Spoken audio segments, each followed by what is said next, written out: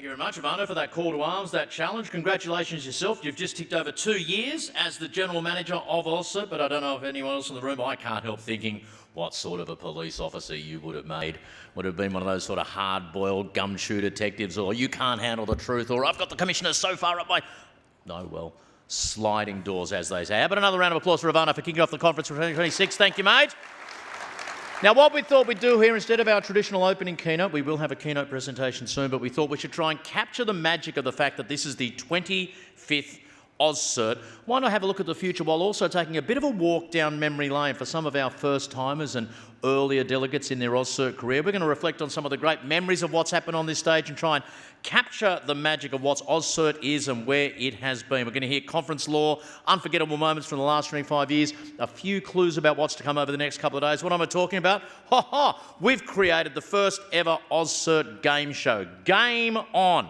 AUSCERT Jeopardy. I'm going to pit two teams of three AUSCERT legends against each other here on the front stage to see how much they can remember from the distant past and what they think about big issues affecting cyber this year. I'll be your host of this Jeopardy show for our American friends. That's pretty exciting for me. It means I'm a sort of mix of Regis Philby and Steve Harvey.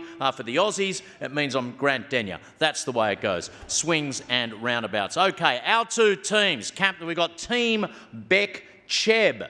Captain, not surprisingly, by Beck Cheb, Business Manager AUSCERT, also featuring Peter Goodman, AUSCERT 2026 speaker and legend past speaker, and Shanna Daly, veteran AUSCERT speaker and speed debater. Team Beck Cheb, Peter and Shanna, give them a round of applause. And they will be up against Team Hunt. Troy Hunt, many-time presenter and former of Have I Been Pwned, accompanied by Jess Gullick, current champion of the speed debate, and Josh Hopkins, AUSCERT manager of Dev Infra. Give Team Troy Hunt a round of applause. Troy, Jess and Josh.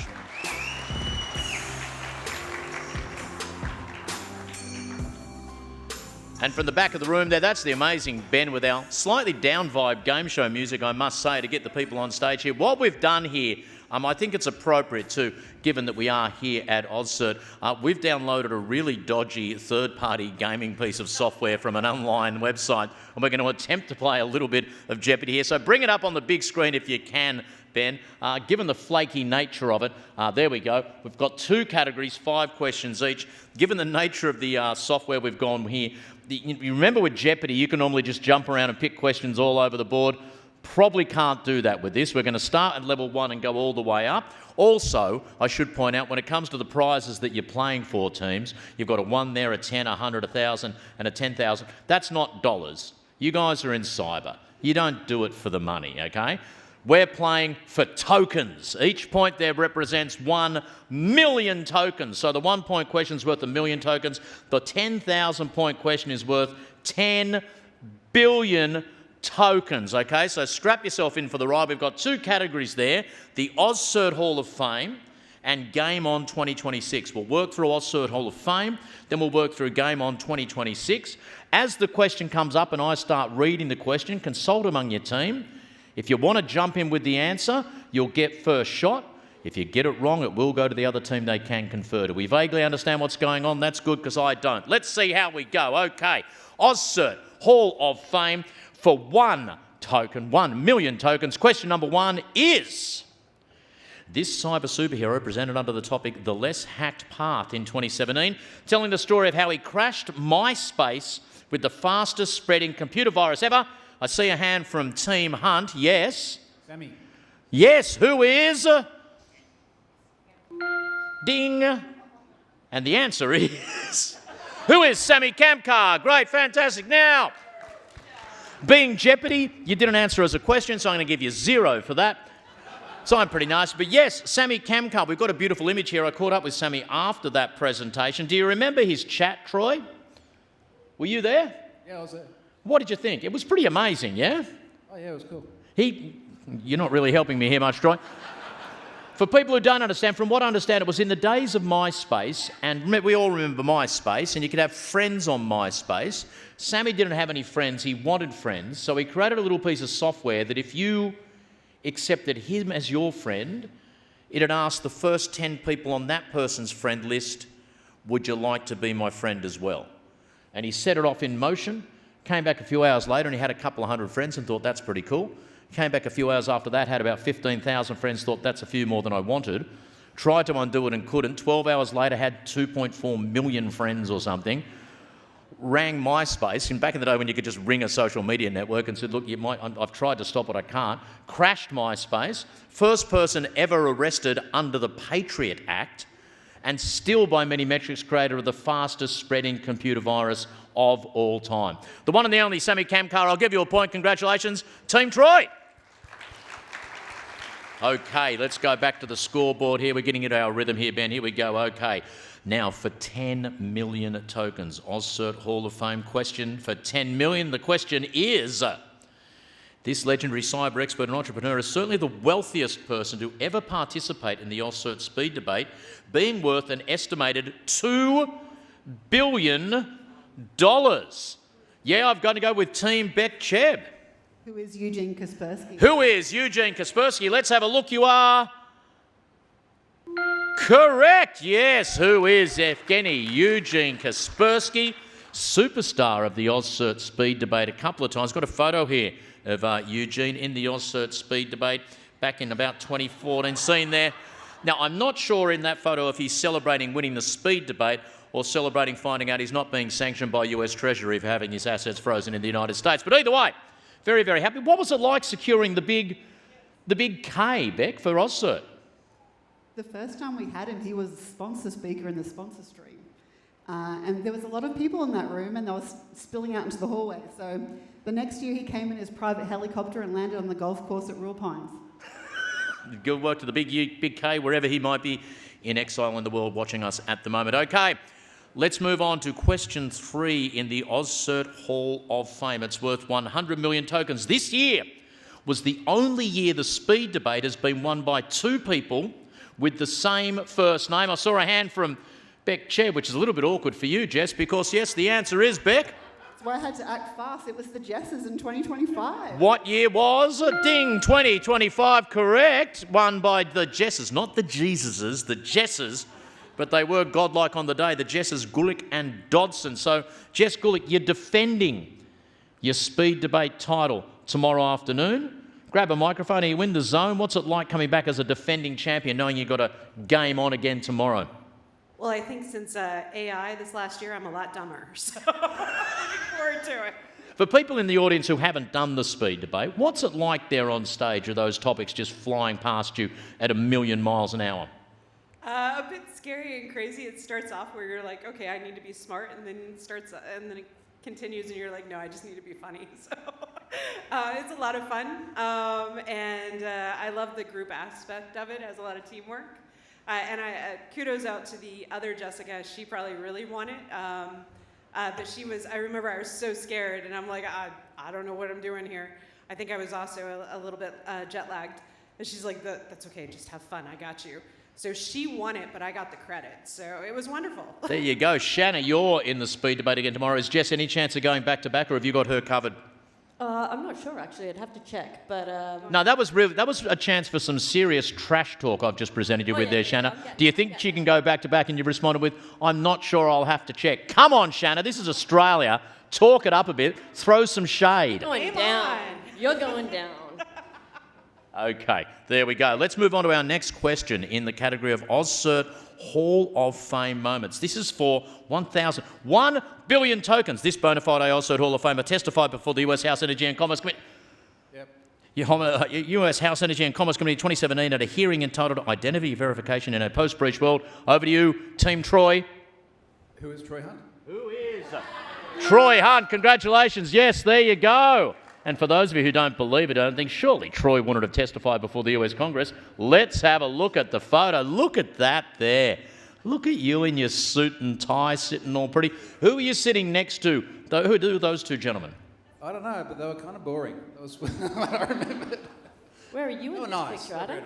Very nice. The guy on the right looks like some sort of like small-town US, very dodgy lawyer with the full sort of moustache, walrus beard going on. What was the whole event like, and how did you come to find yourself testifying before that US body, Troy? So it was about knowledge-based authentication after data breaches. So how can you do things like prove your identity by stating your date of birth if it's in all the data breaches? And it was, it was super fascinating. Like it's like what you see in the movies, because what I think mostly as Aussies, when you see America, is you see movies and there's like the White House and the Capitol building. But everyone was super, super nice, really interesting experience. And I don't know if it made a lot of difference at the end of the day because we've got all these data breaches, but it was interesting. And we're talking 2017, so the world has changed a lot in the decades since then. What was the state of knowledge? What were the sort of issues you were talking about? What was the cutting edge of where this was in 2017? What sort of message were you trying to get across? A lot of it is that data breaches are immutable. So once this data gets leaked and it's out there, you're never going to get it back. So if we're doing things like identity verification based on things that we know that are static, that we cannot change, mother's maiden name, date of birth, first school, this sort of stuff, we need to find better ways of identity verification. And it's almost like Ivano's point before. It's like, how do we mitigate what happens after the incident, recognising that it is going to happen? And were you talking to a group of US, were they senators? Were they Congress people who were asking the questions and you were testifying before? Yeah, congressmen, congresswomen, and they'd ask a bunch of questions. They're all super nice. I got a tour of the Capitol building afterwards, which was pretty cool. What was their level of knowledge? Because we've had, I remember when Mark Zuckerberg appeared before one of those committees and someone was going, Facebook, how can you possibly make money out of something like this? Oh, well, we run ads. Oh, do you? I didn't. And it was easy to sort of snap a couple of short things and make the senators look like buffoons who did not know what they did. Did they know what was going on, or were there a level of people behind them who were clearly across the material, or were you sort of really going in at sort of cyber 101 for these guys? Well, I think what we often miss with politicians in general, including those in the US and here, is that they've got to be across so much different stuff. Like I did this hearing on data breaches, and then they go into a hearing on like the opioid epidemic, which I know absolutely nothing about, but they've got to be across all these things. And then they have staffers behind them that understand all these subjects in detail. And I spent a bunch of time with them, and they were like really super smart cyber people. So I've got to figure out, like, how do I give answers to people that work at a very, very high level, so it's not too detailed, but it's got enough substance to then do something with it afterwards. Okay. Final question. Where did you hire the suit from? I bought every piece of clothing in that photo, except for the socks. I got freebies from Sophos. So I wore these socks that said, for those about to code, we salute you, because I thought it'd be fun. Fantastic. Great stuff. Give Troy a round of applause. Wonderful stuff, Troy. Thank you. There you go. So let's quickly go to the scoreboard. Let's have a look at the score update. At the moment, we've got Team Troy on 1,001 lots of 1,000 tokens. That's 1,001,000 tokens. Beck, you're on 110,000 tokens at the moment. But the next question is worth 10 billion tokens. So it does sort of slightly swamp those we've had so far. The final question in the AUSCERT Hall of Fame.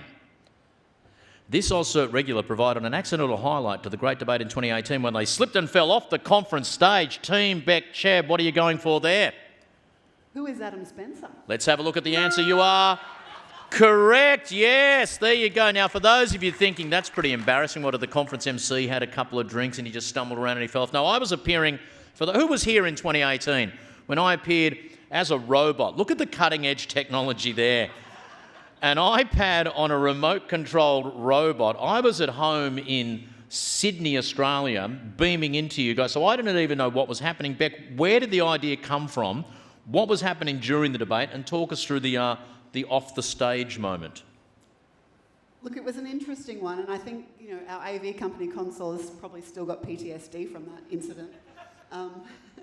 But you had a clash. And we were like, how do you replace Adam Spencer on the speed debate?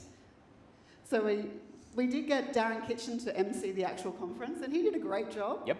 But there's no way that anyone was stepping into Adam's shoes for speed debate. So we got a bit creative, and they didn't even have this technology in Queensland. We had to ship it from Melbourne. And no one had used it before, so it was all very experimental.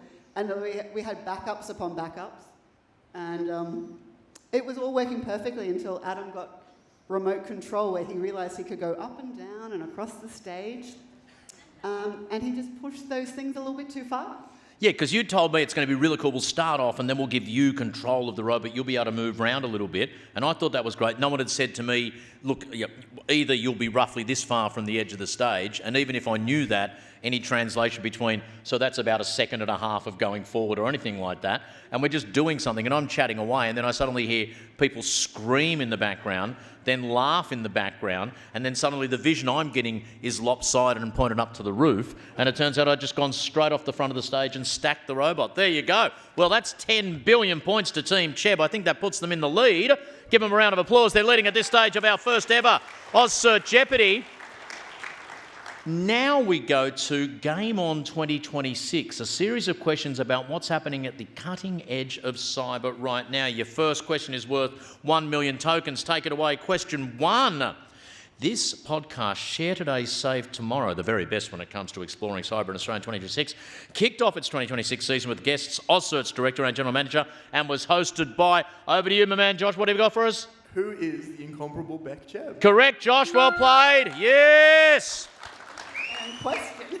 Now, first of all, Josh, it's about time you jumped in at question number 6, because you're one of 2 people on the panel who's actually been studying in advance for the quiz. Yes, Josh?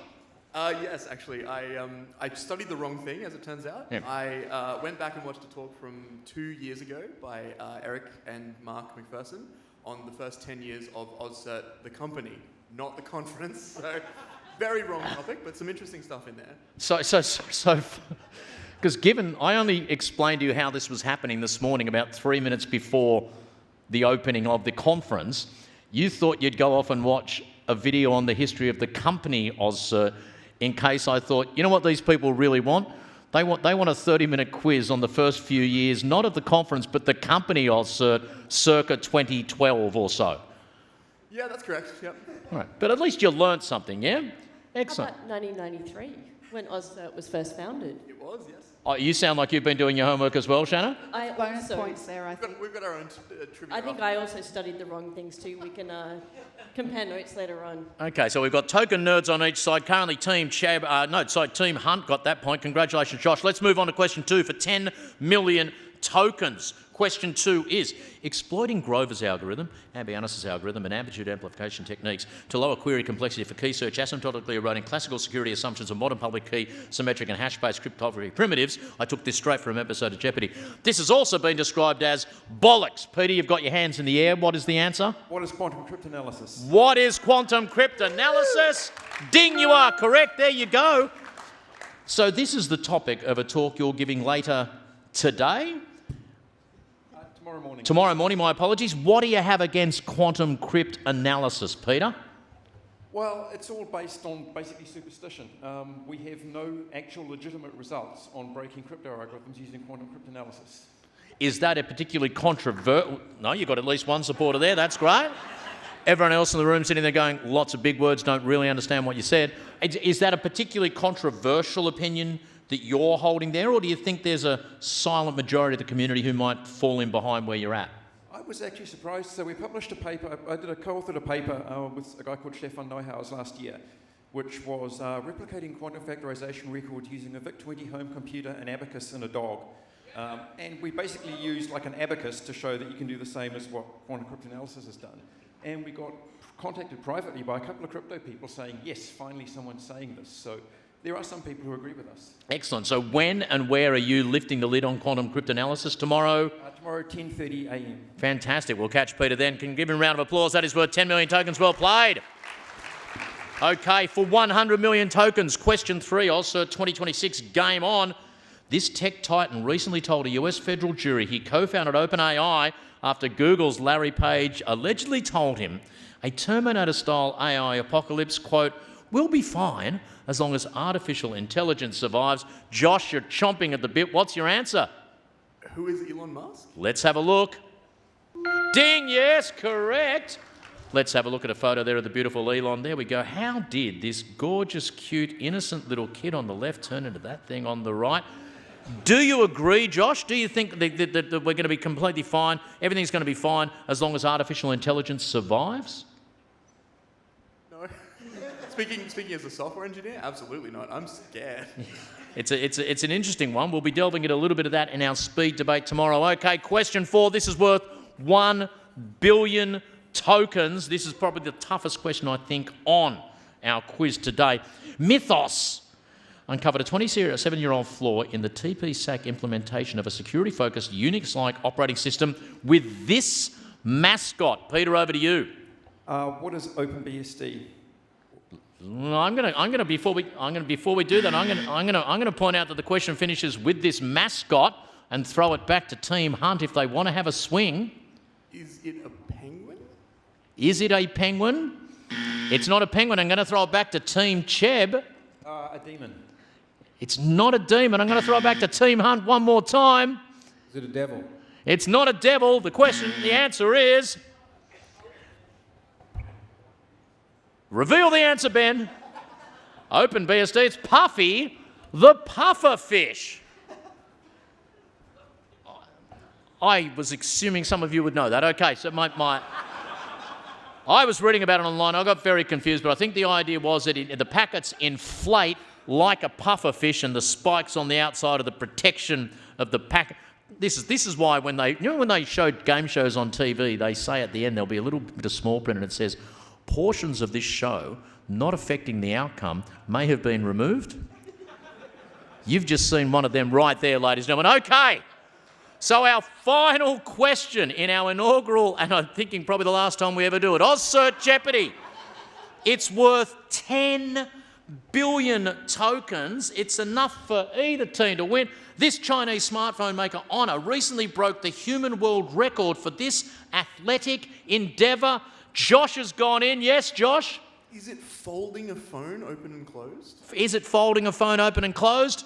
No, it's not. Here we go. Team Beck, confer here. This is your chance to win. It made worldwide headlines about a month ago. Chinese smartphone maker Honor broke the human world record for a certain athletic... Phone a friend. Sorry? Can we phone a friend? No, you cannot phone a friend. Athletic endeavour. You guys... Team Hunt, if you want to steal...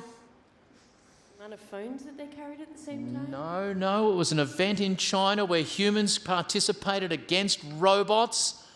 The robot beat all the humans and in doing so beat the human world record in an event that clearly lots of people in the audience have seen and are trying to sort of imitate, do you? They're doing things like that and like that.